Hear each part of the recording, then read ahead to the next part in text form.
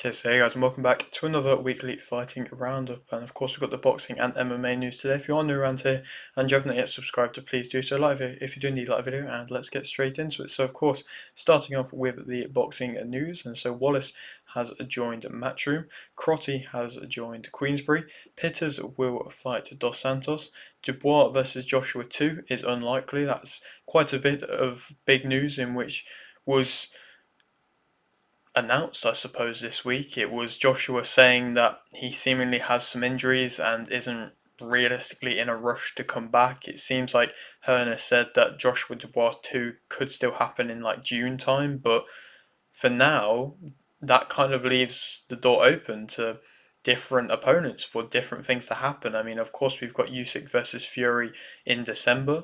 I think Joshua is also possibly waiting around for the winner of that and perhaps would probably go on to fight Fury instead of rematching Dubois because, money wise, it would create more money, that's obvious. But it's interesting. Like I say, it opens the door. I think other fighters could be pushed in there. Like Wardley is a name that's been mentioned. I don't think that will happen. But one who is seemingly top of the list is Joseph Parker, and I think that's an excellent fight. And I think that probably could happen next for Dubois. I'm sure Dubois perhaps might be annoyed because he wants the Joshua rematch because he knows how much money there is to be made there. But nonetheless, he's becoming a bit of a big name. He's becoming a big draw now himself. He is the if Fury loses, then perhaps he is the face of British heavyweight boxing, and so he really has to propel himself and can't just be somebody who is just fighting Joshua. If he goes to fight Parker and he beats him, then that's cementing a legacy even more for himself.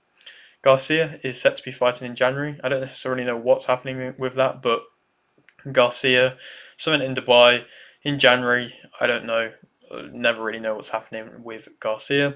Munguia will fight Sir Race December 14th. It's nice to see Munguia back fighting. I think it's good to see him wanting to keep active. Seemingly with Top Rank, I still don't necessarily know what's happening with Top Rank and Golden Boy with Munguia, but Golden Boy still talk about him a bit, but Top Rank seems to put on all his fights. So I don't know, like I say, what's happening with that. So Race isn't a big level opponent. He hasn't really fought anybody of any note and isn't perhaps the name in which everybody was wanting to see Munguia against. Everybody was kind of wanting to see him against Balanga, but nonetheless, like I say, it's nice to keep him active, keep him busy, and after the great performance he had last time versus Bazinian, he could come and put on another very good statement victory here, and there's no real harm to, getting back rebuilding after the Canelo loss, and it's still young, so like I said, I don't mind that at all. Inoue has signed a deal with Riyadh Season, so a partnership deal. So pretty much all of his fights are going to be involved with Riyadh Season, none in one way or the other. So probably the Goodman fight will be, branded with Riyadh Season, but then probably the next fight after that will be on a Riyadh Season show of some kind, most likely. But that doesn't realistically surprise me that His Excellency is being keen to get him on, and he sells out every arena he goes to in Japan, and is a huge name in Japan and is one of the pound for pound best fighters, if not the pound for pound best fighter in the world right now. So, he had to be a name in which he had to get involved with Riyadh Season at some point. Hickey has joined Boxer. White has called out Joshua again. There's no real surprise there that he's called him out. That was, of course, a fight that was meant to happen a little while ago. Instead, Hellenius jumped in. But I still wouldn't mind seeing that fight happen. White probably is perhaps maybe even the favourite going into it now. I don't know, but like I say, perhaps it could be a fight that happens if for some reason Fury doesn't want to fight doesn't want to fight Joshua next. I don't know how the heavyweight division is going to work out. Zepeda versus Farmer is for the WBC Interim World Lightweight title now, so that's basically just the WBC saying that they want to make Zepeda versus Stevenson because they're expecting Zepeda to win, and WBC title putting in as the interim champion would, of course, propel him into that position to then go on to fight Stevenson next, and it seems like Hearn wants that as well. So it makes sense why they put that fight on for that. But it'd be huge if Tevin Farmer wins now. Bardi will fight Casa Monica November 15th. Shiraz is set to fight for a world title February 22nd. This February 22nd card is shaping up to be a huge card, an excellent card, and there is some massive fights being talked about. We're still waiting to see, anything be announced yet, of course, anything being concrete, but Shiraz perhaps is set to fight for a world title next, but doesn't seem to be Janibek. From what Warren has said, it doesn't seem to be Janibek. Perhaps that means it might be Erislandy Lara. We'll have to wait and see, but that is huge for Shiraz, and he's been building himself up, but also been fighting in excellent fights and having excellent performances. So there's no real surprise that they are wanting to put him in for a world title next. Hyde, Reynolds, and Larvin will fight December 7th. Ben has been cleared to fight, so he's been cleared by the by UKADA to be able to now actually fight, and it's, I suppose, big news, but it's seemingly like he's kind of already served his ban in the first place anyway, and now he's actually just cleared to fight, and they've just kind of said that he's been cleared. I don't know, it's weird, but nonetheless, it seems like people are actually, getting behind him a little bit more to actually get him back going his career again, and yeah, we'll have to wait and see when or who he fights, because he's still going to every single kind of big event and still calling out everybody, but there's nothing actually concrete, and we did kind of think when he faced off with Eubank that there would be something concrete there, but now Eubank is, I don't know, we never really know what's going on with Eubank either, so it's still a bit of a mess. Shalom says Whittaker is set to fight in March. They seemingly still want the Cameron rematch, but it seems like the March is the kind of time in which they want to have him back. GBM Sports have partnered with Boxers in Need. Hearns has kind of proposed matchups for a kind of 5v5 for Golden Boy and Matchroom. This is seemingly all talked about being on February 22nd. Even if it's not a 5v5, it could be a 6v6. Eddie Hearn has talked about jumping in the ring fighting Oscar. These are some of the fights in which has been talked about. So Ennis versus Ortiz Jr. Of course, Ennis has just won on the weekend. I'm going to speak a bit more of that in just a moment. But that is, of course, a huge, excellent fight between, like I say, two big names. It seems like Hearn has kind of agreed everything on his side and has said that he's agreed everything on his side with his fighters. So Pacheco versus Munguia. Of course, Munguia has to get through Sir Race, and like I say, we don't necessarily know if Munguia is even still involved with Golden Boy to see if they can still arrange his fights. But Pacheco, Stevenson versus Zepeda. Like I say, that is seemingly the fight they want to make by, like I say, putting Zepeda's fight for the interim belt. Haney versus Duarte.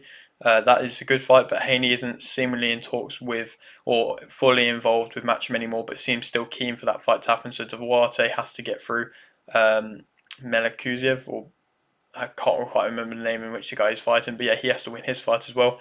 Catterall versus the winner of Ramirez versus Barboza Jr. So, that could be a good fight to be made as well. That is a fight in which perhaps might be the easiest one to be made. But like I say, they are the kind of talked about fights. They're the ones in which Eddie Hearn is keen to be made. Of course, Oscar's going back and forth with Eddie pretty much all the time now, but that seems like they want the fights in which they want to make. Parker is the favourite to fight Dubois next, like I mentioned, and it would be a fight in which would be a great fight, which, like I mentioned, I'd be very excited to see. Most Valuable Promotions have partnered with Fanatics. Ben is set to fight early 2025. Pacheco is signed with Sheer Sports. Santillan, Gonzalez, Navarro, and Barrera Jr. will fight December 7th. EBU have ordered O'Leary versus Fernandez. Brown has signed with Jones. Ben has signed with Connolly. Yudi Gang versus Cray Cray 2 and Anderson will fight November 28th. Bailey will fight Ortiz December 12th. Butler won via TKO in round 1 versus Farias. Mathieu won via TKO in round 4 versus Kavalinsky.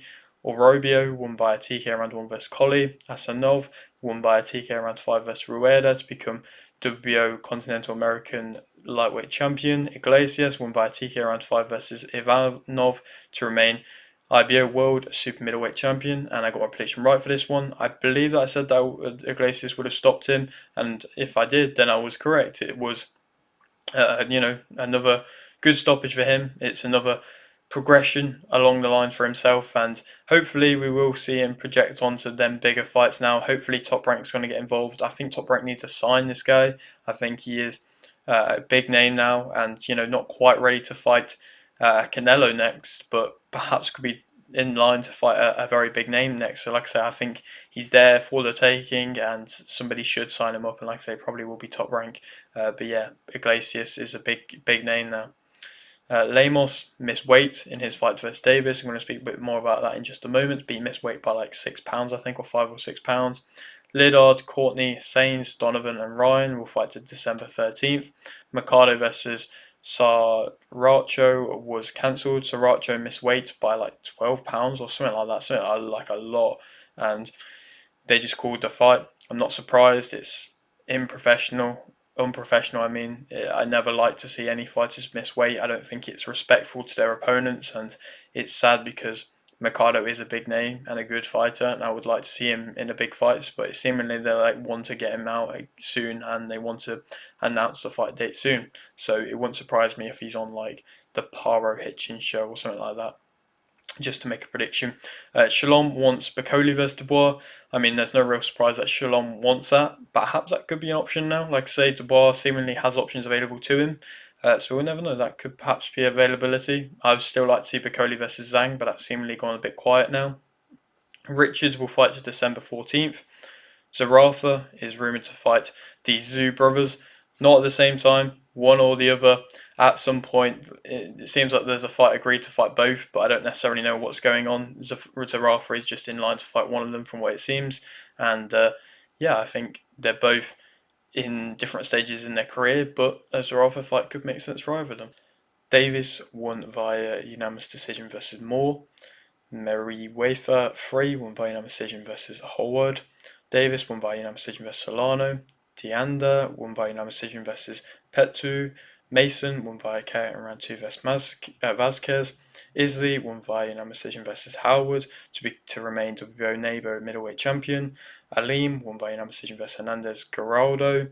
Davis won via KO in round 2 versus Lemos to become IBF Intercontinental, WBC USA, and WBO Intercontinental Lightweight Champion. And of course, it was a homecoming that was a success for Davis, and it was a great result for himself. He delivered a great knockout. It was surprising in my aspect. I mean, I thought that Lemos would win in the end. I thought that he would be able to overpower Davis with the, of course, added weight, with the just kind of forceful nature in which he does fight with. But Davis timed him onto a shot early, dropped him early, hurt him early, and was just able to follow up on it and land well, and did what Hitchens couldn't do at all. And you know, you can always say that the loss affected him. You could always say that trying to make the weight affected him. I mean, the loss versus Hitchens affected him. The trying to make a weight for the Davis fight affected him. But nonetheless, he definitely performed better than Hitchens, and Hitchens is now getting a world title shot. So, what does that say about Davis? I'm not too sure, but I think it's an excellent performance. Some other fights on the card that were interesting. The Mason Vasquez fight was a crazy fight. I mean, that first round, what the four knockdowns? It was, yeah, one of the rounds of the year, arguably. Mason showed great heart to be able to get through that, to be able to push through that. I think a lot of fighters, it does benefit them if they take a fight like that, even if it is early on in their career, because it shows them how to deal with a flash knockdown. I don't think he was hurt after any of them, but nonetheless, he was able to get him out there in that second round, and yeah, it was a bit of a shocking fight, I suppose, realistically. And then, yeah, in general, it was a good card. Izzy getting a good win as well.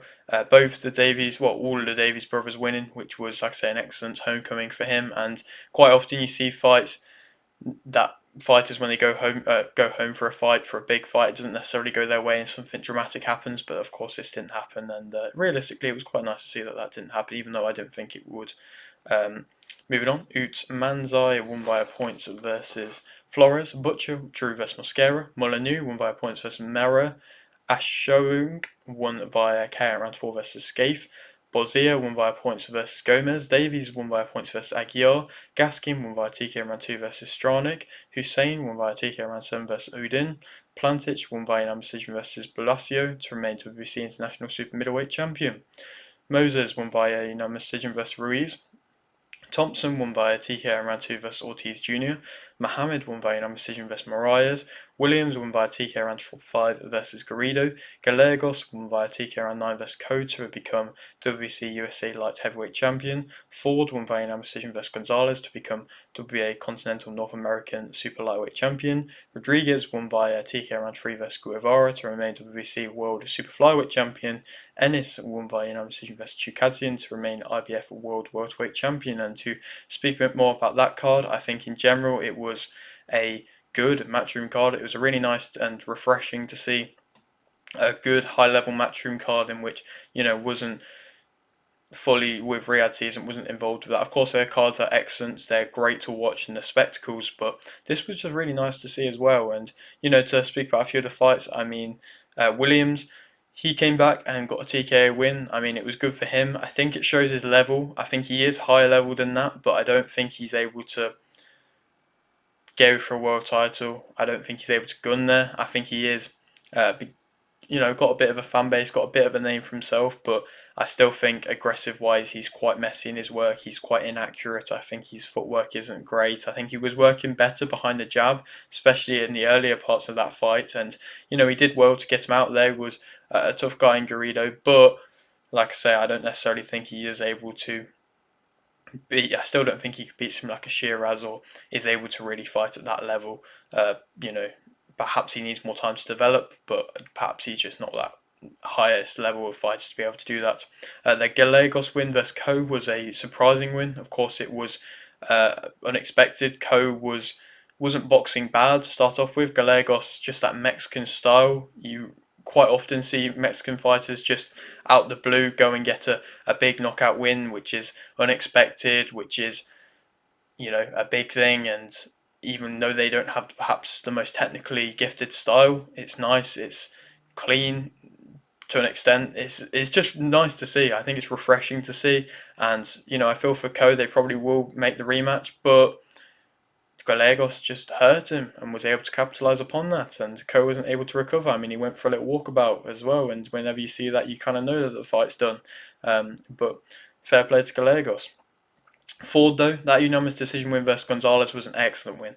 I don't think Gonzalez was an overly high level opponent. I think Ford really shut him down, though. I think he looks a lot better at this weight. I think he was fighting a lot more to his ability. Like I said in my prediction for the whole card, I thought Ford doesn't often necessarily fight to his best of his ability. I think he gets drawn into a fight way too much. I don't think he is naturally boxing as well as what he could do. I think he fights a lot better at a mid range when he is able to box, and he was doing that a lot more, and he was having a lot of success with it. And of course, he scored good knockdowns as well, which was something a bit different, something a bit newer from what we've seen in recent times for Ford. And, like I said, it's a step down an opponent, but that doesn't always mean necessarily it's something in which can be, a bad thing that he's taken that step down. I think it was a necessary step down, and he put in a good performance in the end, a very good performance, and now is perhaps in contention to the higher levels of the super lightweight division. I think he perhaps needs, one more fight to be able to actually go against a high level contender, but he's back in it now, back involved in it, I believe. Rodriguez, though, he stole the show. He stole the night. He's probably the fighter of the week, in my opinion. I mean, I do like to try and do a little fighter of the week now, and realistically, I would probably say he's it. I mean, another brilliant performance against Guevara. Guevara was coming off a big win versus Maloney and looked impressive versus that. He was coming to try and be the aggressor, but then Rodriguez was perhaps more aggressive than normal. Guevara was throwing on the back foot, but Rodriguez was catching everything, responding with beautiful work, always working excellent angles, doesn't need a big angle, a big opening to be able to have success. And even the knockout shows that it was such a tiny little gap to land the uppercut, but he did that. And of course, at 24 years old, he's done so much. Pound for pound is ranked highly now, in my opinion. I think he's probably ranked around the 7th to 8th mark, something like that. Definitely in the top 10. Perhaps, in my opinion, ranked higher than Ennis. Is perhaps completed the super flyweight division to an extent. I mean, Chocolatito is being talked about. Will we see that? I don't necessarily know. Perhaps if Riyadh Season get involved, it seems like they want to bring Rodriguez over now. That could happen, but like I say, other than that, there isn't many huge fights available to him unless he goes up weight divisions or if he goes into different, lower weight divisions, if he changes things around. But he's just progressing so well. Is generational talent, realistically, at least at the moment. He's really just looking so impressive with all his work. He is such a clean, sharp fighter, and it's just one that you just love to see, and it's really entertaining to see as well, and really putting these lighter weight divisions, below Inoue on the map. alongside that of Nakatani as well. And it's nice to see not just the Japanese fighter doing that as well, even though the Japanese fighters are excellent. Ennis, so unanimous decision. I got my prediction bang on for that one. He did well. We getting the knockdown. It was an impressive knockdown. I think his defense still needs work. Ennis. I think Dukadzian was having more success than I think even he expected. If he was the more powerful of a puncher, he definitely could have hurt Ennis more. Ennis can be overly aggressive, and I think he's shown that now. I think he opens up a bit too much in his work. I think he was overconfident, and I just kind of expected that. I thought that he would not come in with the best of performances for this fight, and he didn't. Like I said, it wasn't a bad performance. He still scored a knockdown and still was having success, especially into the later half of the fight. But nonetheless, I still think it's a development fight. I don't necessarily know if he is ready to go into a Crawford fight, but realistically, Crawford doesn't have loads of names that he can fight that are going to be big fights at the moment, so perhaps they might just put Ennis in there anyway.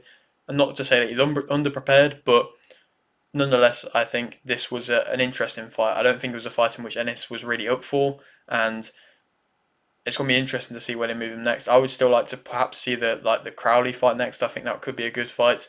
But nonetheless, it still wasn't a bad performance, and he's still a very, very big name as well. Moving on, Fernandez won by a TKO round 5 versus Rodriguez. Santiago won by a TKO round 1 versus Campa to remain WBO NABO Super Lightweight Champion. Cintron won by unanimous decision versus Valadez to become WBO International Bantamweight Champion. Ortiz won by unanimous decision versus Gonzalez. Matias won by a KO in round 2 versus Ramirez. And I haven't been able to see the footage of this fight, but it's Matias getting back 2 stoppage winning ways in early fashion. So definitely showing that he's still able to compete around and still this perhaps monstrous name in which people were once calling him this scary name who is knocking everybody out. He's back to where he once was. Moving on, Harris Jr. won via unanimous decision versus Tapia. Valdez won via KO in round 3 versus Bernardo. Mindoro won via KO in round 3 versus Abreu. Moreno won via TKO round 4 versus Gill. Flaz won via unanimous decision versus Gomez. Saint versus Astorga was a no contest, and Montoya won by split decision versus Diaz. Sad to see, realistically, Jojo Diaz not getting the win after, of course, all going through rehab and all the things that he's done to get himself in this position where he was able to fight again. But realistically, you kind of have to look and see perhaps he's not got the love there anymore. Perhaps he's just not skilled enough. I don't know, but the Jojo Diaz that once was definitely isn't there now, and I think every fight is kind of proving that more and more at the moment. Moving on now to the MMA news, Rodtang missed weight and lost his title, so I'm going to speak a bit more about his fight in just a moment, but he, of course, missed weight again and was stripped of his title. It was sad to see him miss weight again. Perhaps that's the only kind of downside of him at the moment, but now he's lost the title, so he isn't officially a one champion, but nonetheless, I'd like to see him perhaps move up in weight, perhaps just actually make weight. I don't necessarily know. I don't know if this is a plan for him to be able to get wins, if it's something that helps him, if it benefits him making weight. Like I said, I'm never really a fan of when fighters don't make weight because I do think it is dangerous and does realistically benefit the fighter who misses weight. But he still managed to get a very impressive victory, which, like I say, I'll touch upon in a second. Buntam won by unanimous decision versus Mexen to become one championship strawweight kickboxing world champion. Rodtang won by unanimous decision versus Smith. Of course, that doesn't make him still champion. He is, of course, now not got a belt and I believe not even got a ranking at the moment. But nonetheless, it was another very entertaining performance from Rodtang. I think he showed that he wanted to put on a show a lot more in this one, perhaps because he did miss the weight, but just always such entertaining showing. Muay Thai, one of the best. Him and Super Leg are just perhaps the 2 reasons as to why to watch one championship. I mean, they're just so good, and it's just so entertaining. And just what Rodtang did to be able to cut Smith's eye with the elbow, that was just such a short elbow in close, a straight elbow up. Oh, it was just beautiful. And the Muay Thai in general skill of Rodtang is just amazing. And it's very impressive to see. I would just like to see there be more opponents in which these guys can go in against the likes of, like I say, a Super Erlach and a Rodtang. Just more opponents because they are kind of getting through everyone. This was, of course, a rematch as well. Kane won by split decision versus Malik Thin to become one championship heavyweight MMA world champion. I believe it was the first African one championship champion. So congrats, of course, to Kane. It was a good performance from him, a surprising, I suppose, victory. It will be interesting to see how they kind of dealt with if they did go into the UFC. But it was weird MMA in not a cage, in a ring. Malakin definitely could have been done harsher with the double rope grab, which kind of did just restrict Kane from being able to get the takedowns. But nonetheless, Kane still did well to be able to get to the win. Moving on, Dixon won via KO in round 2 versus Silgulia. Gore won via submission in round 1 versus Tricoli. Blackshear won via submission in round 1 versus Starman. Radke won via KO in round 1 versus Semelsberger. Dos Santos won via KO in round 1 versus Scroggin. Gomez won via decision versus Kowal Kiewicz. Abdul Malik won by KO in round 1 versus Todoric. Robertson won by decision versus Pintero. Bolanos won by decision versus Romeus. Derrida won by submission in round 3 versus Mershat. And Prates won by KO in round 1 versus Magny. And just to speak about the co-main in the main event, it wasn't a massive UFC Fight Night show, but I believe it was like the 100th one at the Apex, so congratulations to the UFC for achieving that milestone. The Derrida win was an interesting one. I mean, of course, Derrida was a one championship champion, and he was quite a dominant one. I mean, he was a big name coming into the UFC, and of course, was a big signing, but he just didn't look. It wasn't really the most impressive of wins. He looked poor on his feet. He looked very lost on his feet. He didn't really look too comfortable on the ground either, and he got a submission in the end. But Mershat's not a high level opponent. I think if he goes in against even a lower ranked guy, I think he can have troubles. I think he really needs to improve his striking ability. That's for one, and yeah, it just wasn't really the UFC debut in which I was really hoping for it or expecting, in my opinion. But the Prates KO was an interesting one as well. I mean, Magny, realistically, I do think he should retire because Prates landed twice on him. Neither of them looked really clean. Prates is a good heavy puncher with knockout streak, but neither of them seemed to land clean. And Magny got knocked out cold, and Prates didn't really do anything other than that. And yeah, it was just a weird. I mean, the fighting nerds carry on going, but yeah, that was a strange one. Like I say, I would like to see Magny retire now. I don't think he's got anything left to prove in UFC anymore. He's been a great name to have around, but yeah, that was quite a bad stoppage realistically. And congrats to Prates. Of course, now he's ranked, and so now he can keep on progressing. Perhaps I would like to see a little bit more from him. It's a KO in round 1, but he didn't really throw anything other than that. And like I say, it was a bit of a weird KO, but nonetheless, it's a great win for him nonetheless. But yeah, that is it for today's video. Hope you did enjoy. Like the video if you didn't, like this, subscribe if you're new, and thanks for watching.